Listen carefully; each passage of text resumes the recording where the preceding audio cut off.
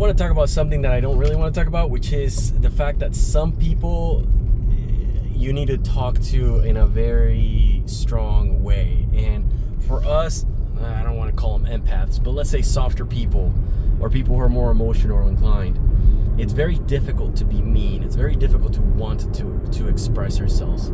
But eventually you realize that if you do not learn to set your boundaries, eventually you will not be able to put up with your situation and you're going to explode. And that can happen in many different ways, everywhere from drugs, suicide, you name it, just negative, right?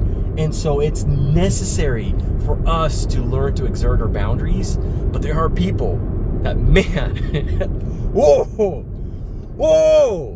they will cross those boundaries. And then we are forced to learn the harder thing, which is to exert those boundaries.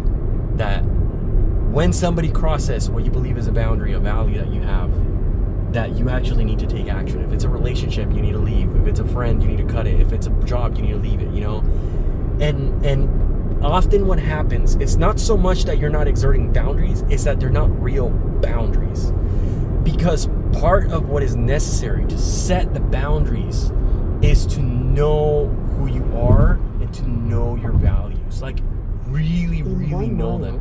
And what often happens in these situations is that we believe we've set a boundary, and then that boundary gets crossed, and it's like, no, I really believe my values. I set this boundary because I have these values. But the fact that somebody was able to step those boundaries is evidence that that wasn't a value that you held up here. It wasn't a real value.